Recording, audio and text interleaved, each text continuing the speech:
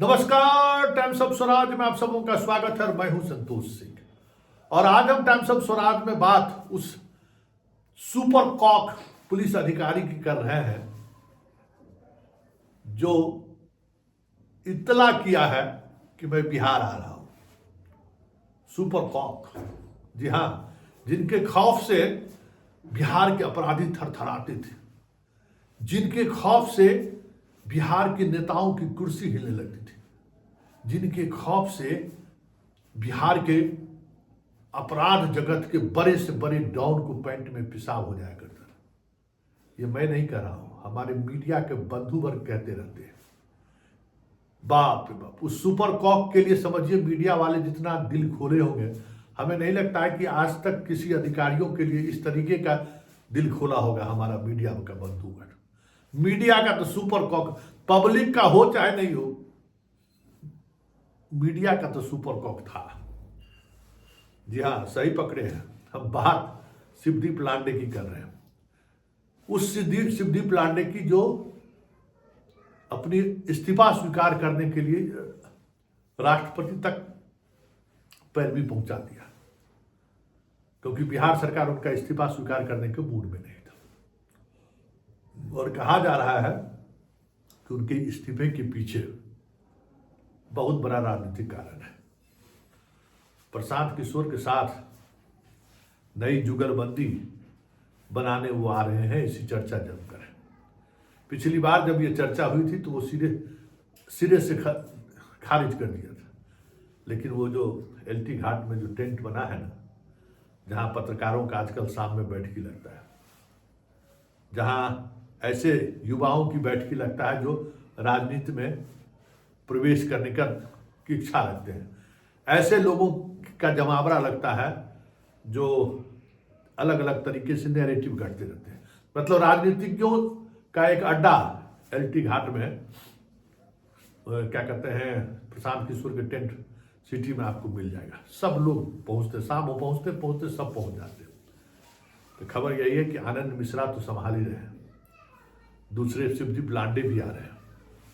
और शिवदीप लांडे को कह सकते हैं कि जो हमारे मीडिया के बंधुवर्ग सुपर कॉक बनाने में सारी हदें पार कर दी, मीडिया के सारे एथिक्स को जिसने तोड़ा, अब उनको ये सपना दिखा रहा है कि इस प्रदेश में महाराष्ट्र से मधुर मिये भी आए थे, इस प्रदेश में महाराष्ट्र से जॉर्ज फर्नांडिस भी आए थे।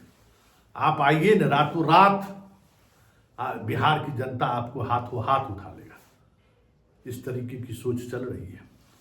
दोस्तों, ऐसे में देखना दिलचस्प होगा कि आखिर शिवदीप लांडे जी आकर करते क्या है, क्योंकि मैं जहां तक शिवदीप लांडे को जानता हूं और शिवदीप लांडे को लेकर जहां तक मेरी समझ है, जिस तरीके से पुलिसिंग में वो 110% फेल रहे, उसी तरीके से राजनीति में 200% फेल करेंगे, ये भी तय मानिए, क्योंकि वो विधा उनके हाथ उसमें है ही नहीं। हम शुरुआती दौर में जब वो पटना का सिटी एसपी बना था, उस दौर से हम कह रहे हैं कि भाई ये आदमी आईपीएस बन कैसे गया।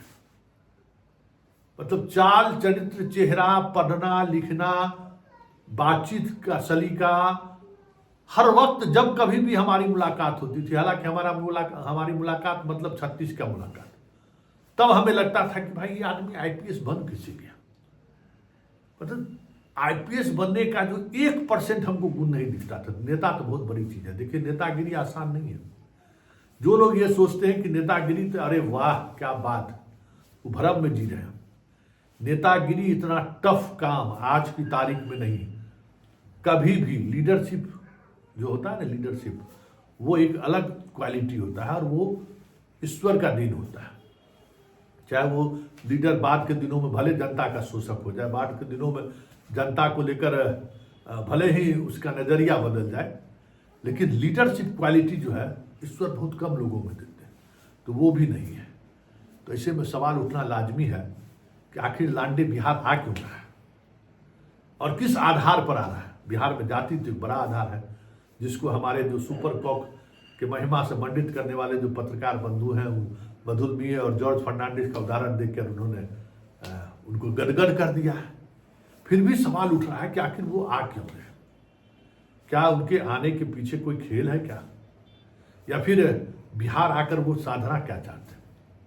देखिए जो खबर आ रही है, जो जिस तरीके की खबर आ रही है, देखिए बिहार में एक ऐसे फ्रंट बनाने की कोशिश कॉरपोरेट जगत की लगातार चल रही है, जो नीतीश, लालू और बीजेपी की जो ये टिकड़ी है ना, जो पिछले 30-40 वर्षों से बिहार की राजनीति को अपने ही आसपास बनाए रखने को मजबूर कर रखा है जनता को, उसके सामने एक छद्म पार्टी खड़ा किया जाए, उसके सामने में एक छद्म विकल्प के तौर पर खड़ा किया जाए।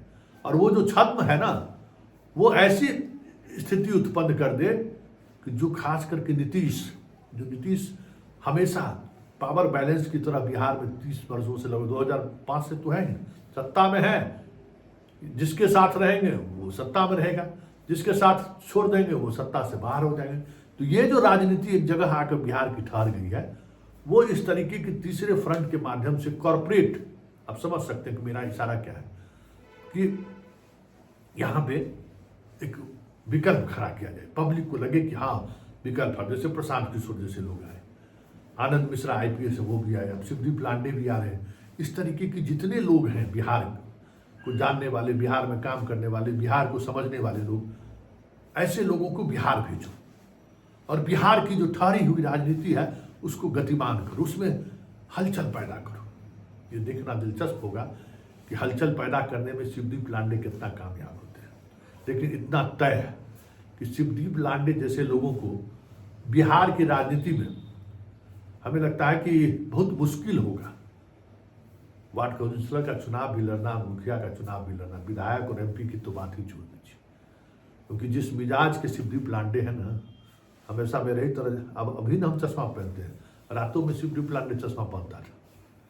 और जो व्यवहार है, जो तरीका है, वो IPS का जो अपना एक मिजाज होता है, उस मिजाज से शिवदीप लांडे कभी बाहर नहीं हुआ है। तो ऐसे में राजनीति में कितना फिट बैठेंगे वो समझ सकते हैं। हाँ, लेकिन हमारे मीडिया बंधु ने जो एक सुपर कॉक का इमेज बनाया है पब्लिक के सामने, उस इमेज की वजह से हमें लगता है कि पब्लिक उनको पसंद करती है, इसमें भी कोई दो मत नहीं है। लेकिन पब्लिक इस हद तक पसंद करे कि उनको राजनीति में जगह दे दे, तो ये बिहार है भाई। बिहार बाहरी लोगों को, शरद यादव को भी जगह दिया है, जॉर्ज फर्नांडिस और मधुर मिये को भी जगह दिया है, लेकिन ऐसे राजनीतिज्ञों को जगह दिया है जो किसी न किसी वैचारिक धरातल से बाहर निकल कर आए हुए थे। ऐसे लोगों को उन्होंने सर आंखों पर बिठाया है जो किसी खास आइडियोलॉजी को लेकर देश और दुनिया में उसकी पहचान रही हो। ये नहीं कि कोई IPS आया रिजाइन देके। यहाँ तो बिहार में कई IPS लोग भाग आए। DP ओझा जिस समय में शहाबुद्दीन ने सीधे तौर पर फाइट किया था, और हमें लगता है कि अभी हाल ही में वो इस दुनिया से चले गए, और लालू से फाइट करके आए थे और तुरंत चुनावी मैदान में गए तो 5000 वोट भी नहीं आया, और वो भी लड़ गए थे भाकपा माले के टिकट। सब सोच सकते हैं, हर भाकपा माले का अपना एक आधार है। तो इस तरीके का कई लोग और भाग आजमाए हैं। IPS पदाधिकारियों को तो बिहार की जनता ने कभी स्वीकार नहीं किया, ये तय मानिए, कभी स्वीकार नहीं किया, क्योंकि पदाधिकारियों को लेकर बिहार की जनता का एक अलग मिजाज है। उनको लगता है कि ये शासक वर्ग है, और जब तक पदाधिकारी के रूप में रहे हम सबों पर शासन करते हुए दिखा है, इसलिए कभी पदाधिकारियों को तवज्जो देते हुए बिहार की जनता नहीं स्वीकार किया है। लेकिन हम भी लांडे के आने का इंतजार करें, हमें बेसब्री से इंतजार था इस दिन का। सच कहिए तो दिल एकदम बाग बाग हो गया कि चलो एक लेबिलिटी, बिहार के लिए बहुत बड़ा एसेट नहीं, लेबिलिटी था ये आदमी। वो कम से कम नौकरी से बाहर हुआ था, एक विभाग के लेबिलिटी थे। जब तक विभाग में रहता समझिए कुछ न कुछ कुर्फाती करता ही रहता। तो चलो उस विभाग से मुक्ति मिला। अब आप जहां आ रहे हैं वहां हम लोग तो हैं ही, अब हम लोग भी सवाल जवाब करेंगे, क्योंकि इनकी कारगुजारी बहुत कम लोगों को पता है। वैसे अभी कहने की जरूरत नहीं है, इंतजार कीजिए इनकी राजनीति में आने का। हमें भी इंतजार है कि आखिर इस बिहार को इन्होंने समझा क्या है, आखिर इस बिहार को इन्होंने समझा क्या है कि महाराष्ट्र छोड़कर बिहार आ गए और अपने फेसबुक पोस्ट पर 3 लकीर, किसी ने कहा कि ये शिव का चंदन है, किसी ने कुछ भी कहा, किसी ने किसी तरीके से प्रभाषित किया, लेकिन सबको इंतजार है लांडे का। मुझे भी इंतजार है। देखिए लांडे भी आ रहा है, मजा आएगा 2025 में। अपने अपने तरीके से हर कोई बिहार को ही आजमा रहा है। ऐसे में दिलचस्प होगा कि बिहार 2025 में किस करवट लेता है, क्योंकि प्रशांत किशोर हो, चाहे आनंद मिश्रा हो, चाहे हमारे लांडे साहब हो, इतना तय मानिए कि इस बार बिहार की जनता सबों की परीक्षा बहुत ही मजबूती के साथ लेने को तैयार बैठा है।